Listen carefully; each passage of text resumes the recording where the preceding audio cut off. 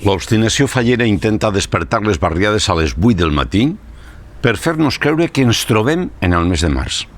Però la realitat del calendari ens mostra que ens trobem a les portes de la tardor, que ja hem patit la primera dana de la temporada, que en vindran alguna més i que vivim en una pandèmia per molts sopars multitudinaris que organitzen als carrers més amples del poble.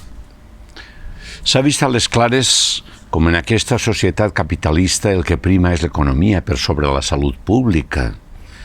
I encara que d'ací a uns dies la corba de persones infectades pel Covid puja de manera desbocada, sembla que s'havia de donar eixida a aquest segment festiu que engloba diversos sectors de producció al seu voltant. Doncs bé, si les previsions de recrudiment de la malaltia es compleixen, no ens hauríem de queixar sobre les inversions necessàries per frenar el traspàs de la gent.